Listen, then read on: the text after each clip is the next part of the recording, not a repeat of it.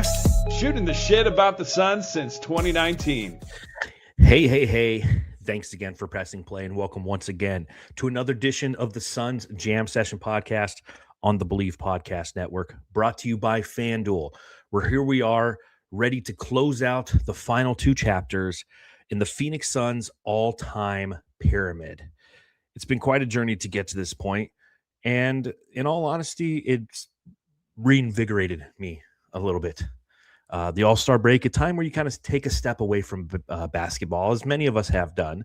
I know that not a lot of people are watching these as compared to our post-game podcast on the Suns Jam Session Podcast, but in the same capacity, it's a time for reflection, a time for preparation, a time to look forward to the final 27 games of the season, and I've opted to take this time to look backwards, to look into the annals of Phoenix Suns history, appreciate the players who came before us, some of them who are still playing, who are present on this pyramid, and ultimately understand where they place amongst the pantheon of those who have won the purple or worn the purple and orange.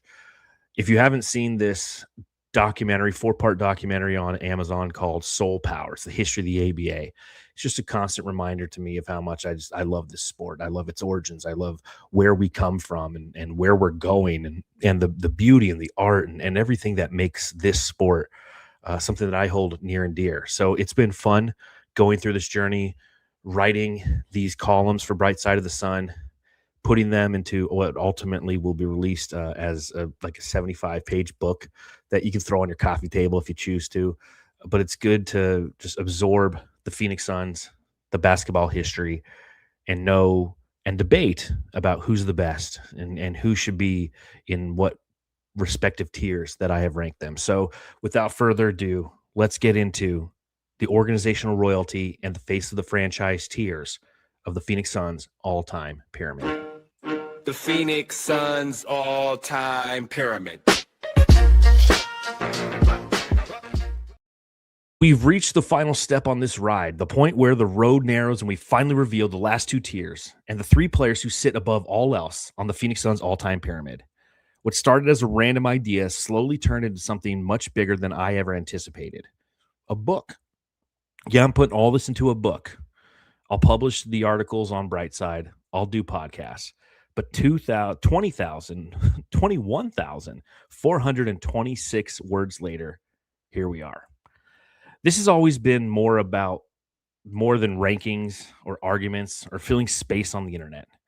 The goal was simple, even if the execution was not, to build something that you could live beyond the moment, something we can reference years from now, something others might stumble upon long after we're gone.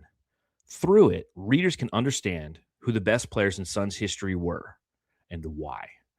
The pyramid is a snapshot of memory, effort, impact, and identity. It is imperfect by design, shaped by perspective, emotion, and lived experience, but it is honest. And now, with everything laid out and the foundation set, it's time to finish the thing and place the final names where they belong. Somewhere along the way, a realization set in and stayed with me. This franchise may not have climbed all the way to the mountaintop and grabbed a championship banner, but that does not mean that it lacks history, weight, or meaning. Far from it. If your entire sports window or worldview begins and ends with championships, I genuinely feel bad for you. Not in a condescending way, but in a you've missed out way, because you're skipping the best parts. You're ignoring the process, the moments, the nights that stayed with you long after the final buzzer. You're reducing something expansive into a single checkbox and then calling it analysis. Basketball is memory. It always has been. As you move through these names and the eras they lived in, nostalgia creeps in whether you invite it or not. That is the beauty of sports. In real time, you feel frustration, joy, anger, pride, and exhaustion. Only later do you really understand what you were watching, how it fit together, and why it mattered. Those 7 seconds or less teams still carry disappointment because they never finished the job. And that reality does matter when you start stacking players and weighing legacies. Barkley and Booker have made the finals. But like every season in the history of the organization, it ended with disappointment. But it does not erase the magic of what those seasons felt like or how alive they made this fan base. That is the spiritual ritual of sports. And that has been the most rewarding part of this whole exercise, digging through player histories, replaying moments in my head, mining stats, building graphics, staring at old photos soaked in purple and orange. That shared color palette, those shared memories, that is the connective tissue. That is what binds us. No rings rule them all, because we don't have any.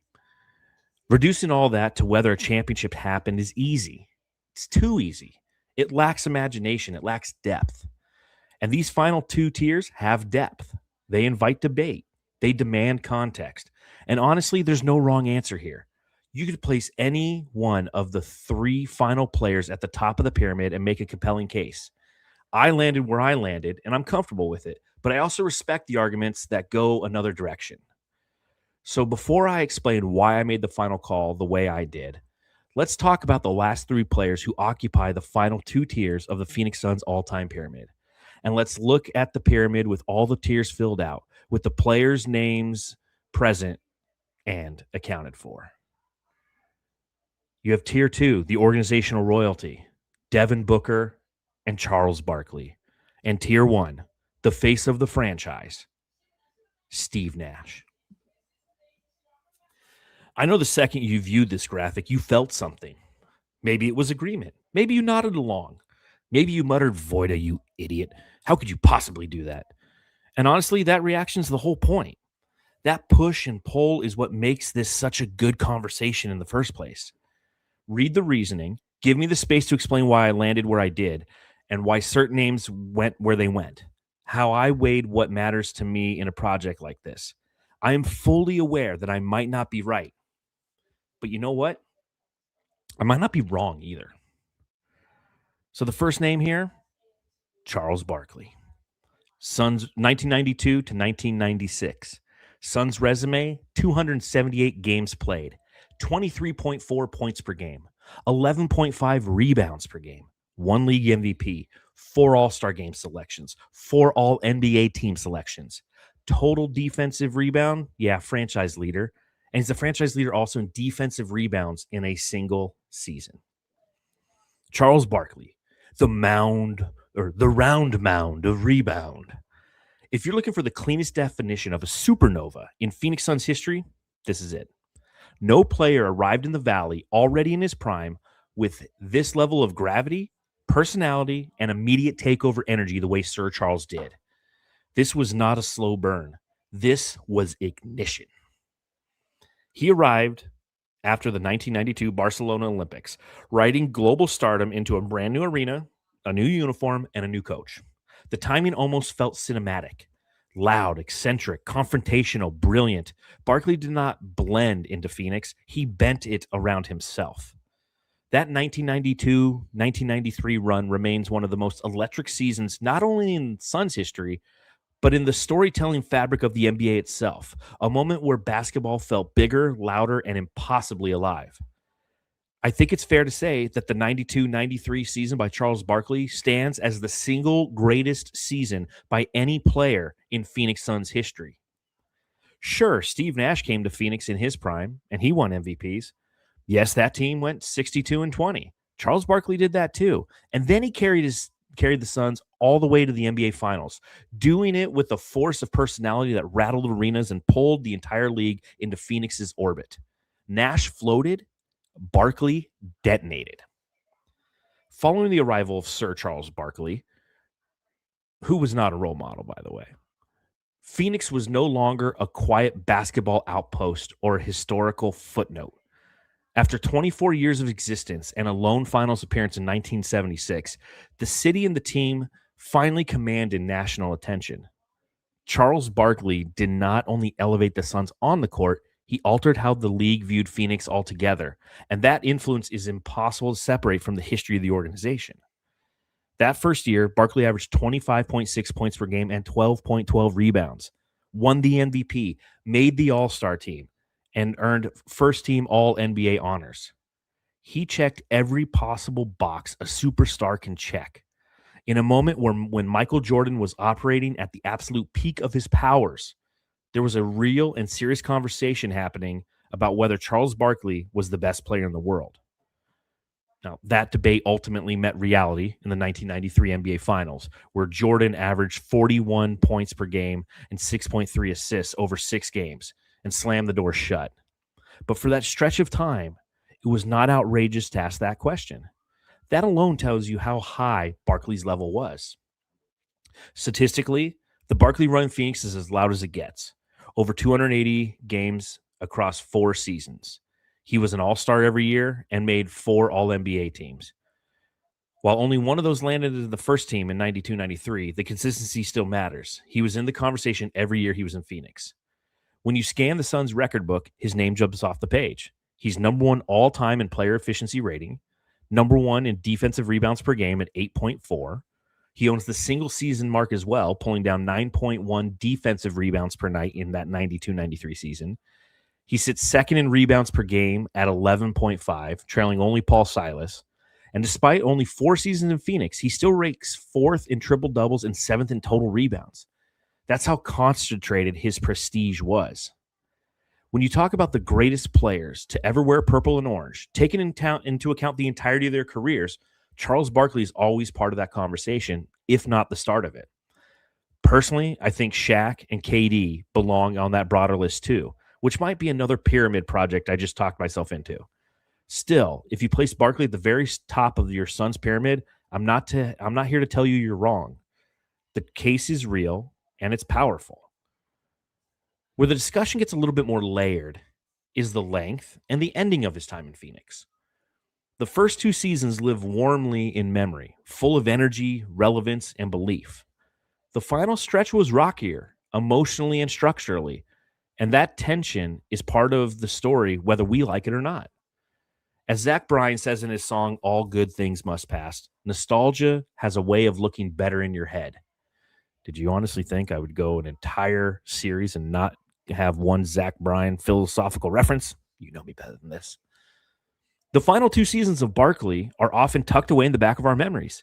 The unhappiness, the threat of retirement, the team being in a situation in which it felt as if it was being held hostage.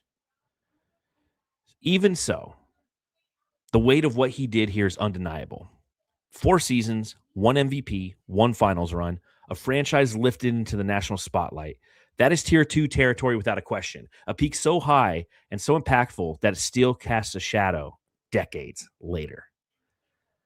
Accompanying Charles Barkley in tier 2 is Devin Booker, 2015 to present. Games played through February 18th, 2026, 716. Points per game, 24.4. Assists per game, 5.3. All-star selections, 5. All-NBA team selections, 2. Franchise leader in total points. Franchise leader in total three-pointers made. Franchise leader in total attempts. I've done a lot of soul searching over this thought exercise, and at some point I had to be honest with myself and allow the list to breathe. Devin Booker was at the top of my list when I started. That felt right in the moment.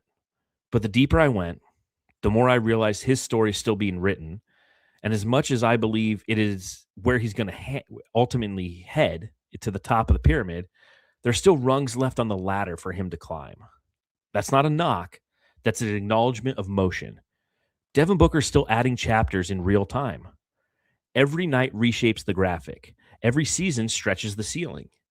What Devin Booker has done here, and what he is still in the middle of doing, is undeniably impressive, regardless of the era or context he has operated in. That part is not up for debate. He has carried the franchise through some dark years, authored its resurgence, and stacked moments that will live in Suns history for a long time. He's been here for 11 years now, drafted 13th overall out of Kentucky in 2015, and none of us truly saw this coming. We hoped for a Klay Thompson outcome, but what we got was a franchise cornerstone, a player whose arc is still bending upwards. But it is because of that, combined with the undeniable fact that team success has not always been a constant as a part of the overall equation, that the top spot has to wait. The numbers will keep shifting because he is still active, still stacking nights, still moving the goalposts. Even so, the shape of his resume is already clear. Devin Booker is the all-time leading scorer in the history of the franchise. He sits third all-time in scoring average at 24.5 points per game. 5 of the top 10 scoring seasons in Suns history belong to him. And his 2023-2024 season finished second all-time, 10 points shy of Tom Chambers' long-standing mark of 27.2. Booker ended with 27.1. In the postseason, he's second all-time in franchise history at 28 points per game across 47 games, which says plenty about how his game scales when the lights get brighter. He's first all-time in free throw attempts and makes, second in free throw attempts and free throws made, third in minutes played, and third overall in free throw percentage. He owns a spot inside the top 5 single free throw percentage seasons at 91.9% in 2019-20, ranks 5th in defensive rebounds and 9th in total rebounds in Suns history. Taken together, tells us a very clean story. Devin Booker is the greatest scorer this franchise has ever had. Not for a moment or a season, but across the full arc of a career that's still being written. Efficient, repeatable, and relentless, with one of the purest jump shots the league has ever seen, and a nightly consistency that has defined an era of Suns basketball. One of the real challenges Booker faces is the era he plays in. We've never had more access, more data, more angles, and more opportunities to dissect every possession a player has. You can go back and pick apart anyone on this pyramid if you want, but with Booker, it feels louder, sharper, and more immediate. We're all plugged in now, walking away with a tiny computer in our pocket capable of amplifying every frustration, every missed rotation, every off-shooting night, and firing it straight into the void. I do it too. Fuck, I have this podcast. It's literally what I do. We all do. And through all that noise, Devin Booker keeps showing up night after night, carrying the organization with a level of consistency that's easy to overlook precisely because it's become the normal. There's also one detail that cannot be ignored when placing him in Suns history. He's 29 years old. There's still a massive portion of his story left to write in Phoenix. Steve Nash was 30 when he arrived in 2004 and reshaped this franchise. Booker's already deep into his son's tenure, and while his game is not built the same way, not designed first to supercharge everyone around him, he's grown into a dangerous scorer and a capable playmaker who can bend games in multiple ways. The fan in me wants him at the top of the pyramid right now. I feel that pull. But the honest version of this exercise says the moment has not arrived yet. He's building one of the greatest careers the franchise has ever seen, and that part is undeniable. Where the conversation tightens and where the gap at the top of the pyramid still exists comes down to sustained dominance over time. Booker has had stretches where he was not the best player on his own team, most notably during the 2.5 seasons alongside Kevin Durant. And whatever baggage or noise follows the KD, strip away all of that away, and you're still left with one truth. He's one of the greatest scorers the game has ever produced. Pure basketball, pure shot making, pure inevitability. Kevin Durant is better at putting the ball in the hoop than Devin Booker. That does not diminish Booker. He remains the greatest scorer this franchise has ever had, and that statement carries real weight. But the player at the very top of the pyramid sustained excellence here year after year without interruption. Booker's story is still unfolding, and until that sustained run fully materializes, that final step remains out in front of him. Where he ultimately lands will be decided by the chapters that are still coming, the ones that determine whether his story finishes as great or as transcendent or something even heavier than that. Tier 1, the face of the franchise, Steve Nash. 1996 to 1998, 2004 to 2012. Games played on his son's resume, 744. 14.4 points per game. 9.4 assists per game. 2 league MVPs. 6 All-Star game selections. 5 All-NBA team selections. Franchise leader in total assists, 3-point percentage, free throw percentage, and free throw percentage in a single season. Where do you even start with Steve Nash? I suppose the only honest place to start is the beginning. Draft night, 1996. The 15th pick out of Santa Clara, a skinny kid from Canada who did not actually exactly scream future Hall of Famer point guard. At the time, he looked like someone who would survive in the league, maybe carve out a nice little career, maybe bounce around a little bit. What he eventually became was something far bigger than that. Steve Nash did not grow into a star quietly. He grew into a force that reshaped the organization, the fan base, and eventually the way basketball itself was played. Trying to define him strictly through numbers almost misses the point, even though his numbers are good. His son's averages line up closely with Jason Kidd in purple and orange.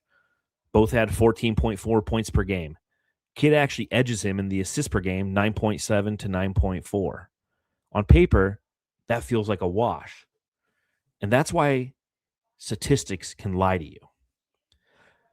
Because what Steve Nash did was not about box scores. It was about movement, tempo, spacing, and belief. He turned Phoenix into a basketball laboratory, a place where the game moved faster, smarter, freer. He made shooters better. He made bigs richer. He made role players feel indispensable.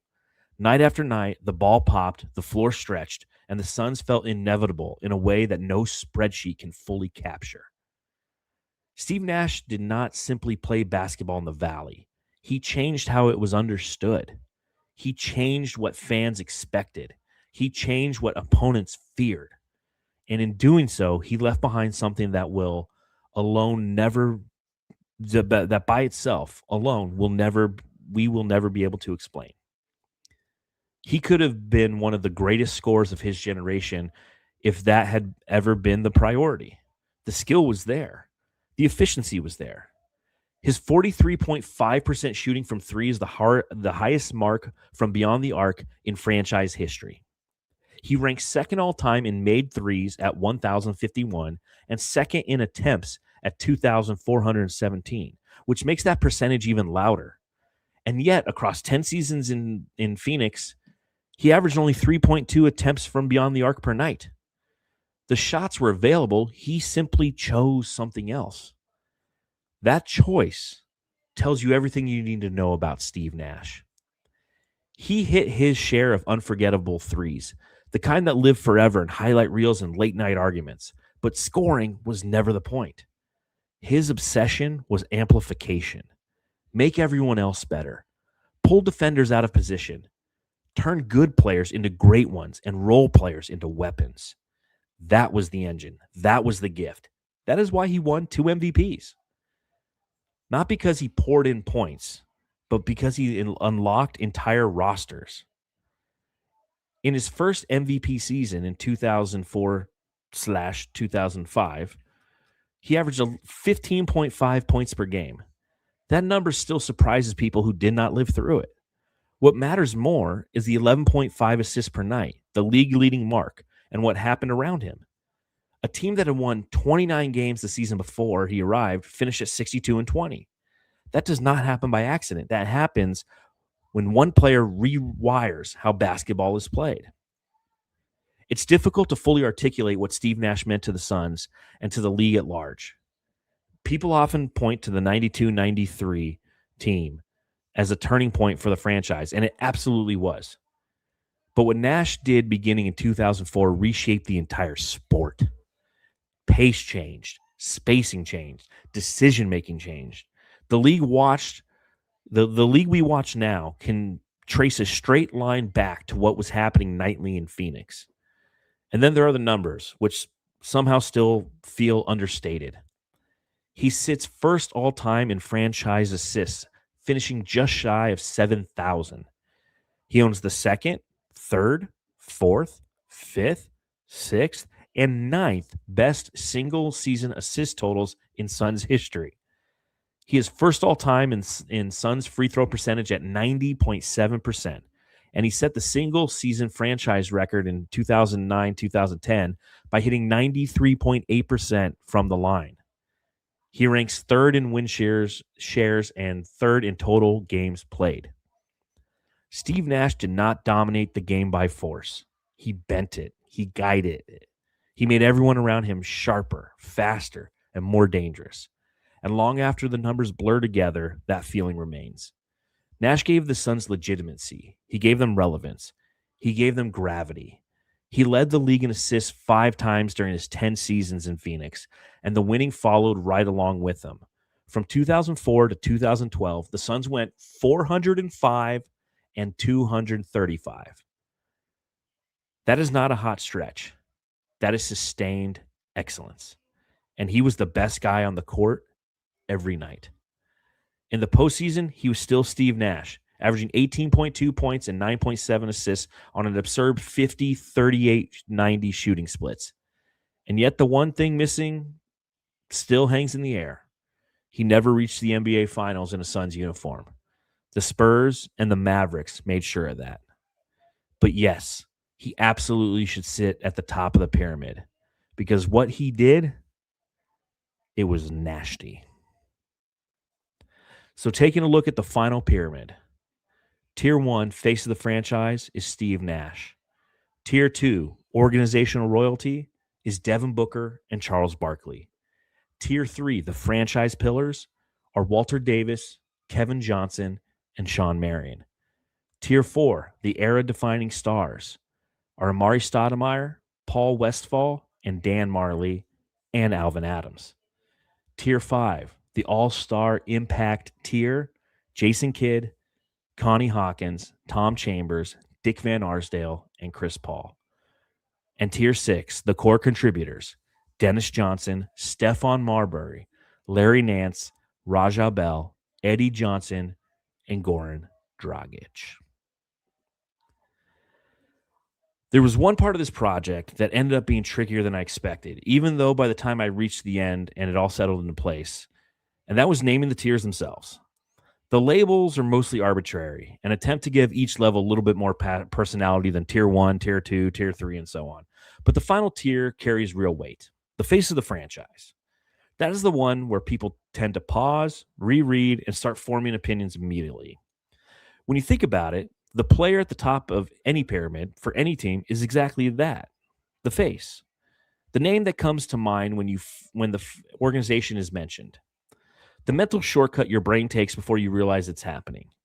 That is why the final two tiers matter so much, because all 3 of those players qualify depending on who you ask. If you're a newer fan or someone who came of age watching this current era, Devin Booker is the answer without hesitation. If you're 10 to 15 years older, your brain probably goes straight to Steve Nash. And if you go back another generation, you're likely landing on Charles Barkley because of what the Suns meant nationally at that moment, the visibility, the swagger, the feeling that Phoenix was suddenly on the map.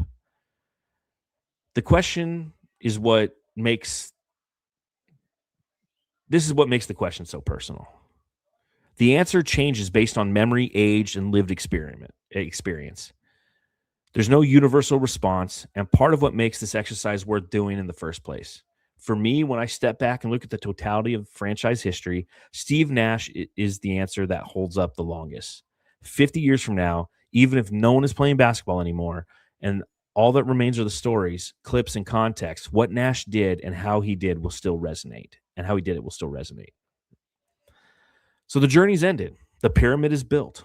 The conclusions, though, remain open because there are still chapters waiting to be written, still performances left to deliver, still awards that have not found their owner. I want to thank everyone who leaned into these conversations with me over the past few weeks. This was ambitious, something I kicked around in my head more than once, and then finally decided to sit down and do it. A free weekend turned into digging through data, combing through box scores, rewatching highlights, designing graphics, and slowly letting the history of the franchise breathe again. It became more than a project. It became an experience, one that sparked a handful of other thought exercises I might circle back to someday. But at the end of it all, I feel like I landed where I was supposed to land, even if it took longer than I expected to get there. I still believe Devin Booker should be the face of the franchise when his career reaches its conclusion, and I believe that's exactly where he will be. That conviction never left me. What changed came late in the process, during the final pass through of the pyramid while writing the closing pieces and assembling the Steve Nash graphic. Seen it all laid out again. The weight of what Nash accomplished in Phoenix hit differently. The longevity, the sustained success, the way he carried the organization year after year and reshaped how basketball was played, not only in the Valley, but across the league. He matched the tenure of Booker, and he paired it with a level of consistent winning that is incredibly difficult to maintain. Nash never reached the NBA Finals in Phoenix or anywhere. But there are real reasons for that. Reasons rooted in usage and roster depth and the physical toll placed on guards asked to carry everything every night. Mike D'Antoni rode him hard. The margins were thin. The league was unforgiving. It's a reminder of how difficult it is to win a championship as the best player on your team when you're a guard. You absorb contact. You take the hits. We saw it with Kevin Johnson. Paul Westphal never broke through either. Chris Paul and Devin Booker both reached the finals only to run into teams powered by dominant size and strength. That context matters. It always has. This pyramid is not a verdict carved in stone. It's a snapshot in time shaped by history, memory, and perspective. If there's one thing this exercise reinforced, it's how rich this franchise story really is, championship or not. There's lessons tucked into this whole exercise. There are flowers that deserve to be handed out. There's appreciation to be felt and shared. The Phoenix Suns have never climbed all the way to the top of the mountain, but that does not mean they have failed to give us something meaningful to hold on to. There's beauty in the process. There's beauty in the game itself. There's beauty in the history, in the conversations that history sparks, in the nights spent inside an arena or on a couch, living and dying with every possession. Looking back through this pyramid forced me to sit with memories, some joyful, some frustrating, all of them personal. Players I grew up watching, players I learned about later through numbers, stories, and grainy highlights.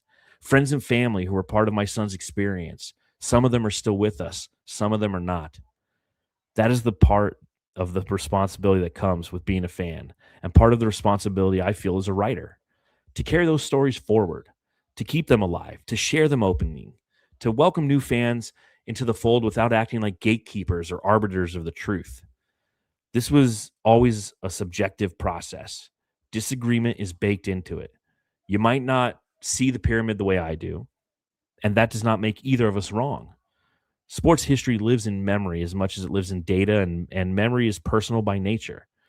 These arguments are part of the fun. The debate is the point. All right, maybe there's one exception. If you have DeAndre Ayton on this pyramid, we might need to talk. That one probably came from a spreadsheet and not from watching the games. A joke, mostly. More than anything, I had fun doing this, and I hope you had fun listening to it. I hope you learned something that you did not know before. I hope it led to a conversation, a text thread, a late-night argument, or a shared laugh, because that's what makes sports matter. It's never about the action on the floor. It's about the people watching, reacting. It's never only about the action on the floor.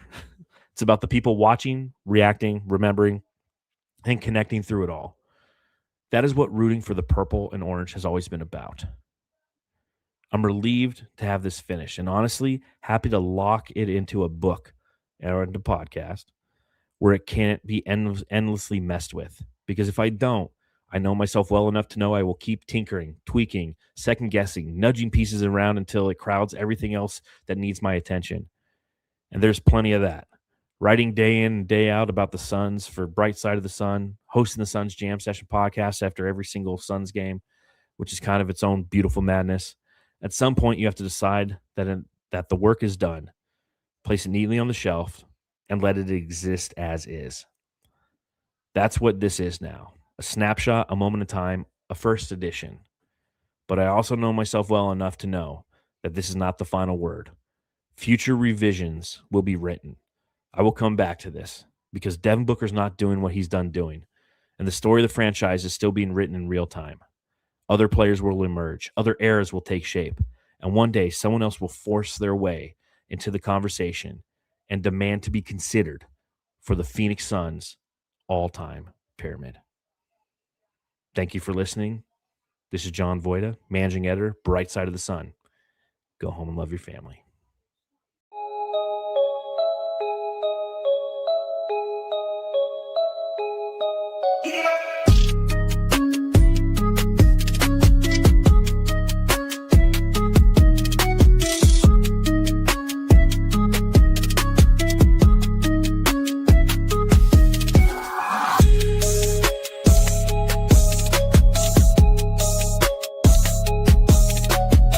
listening to the Suns Jam Session podcast, shooting the shit about the Suns since 2019.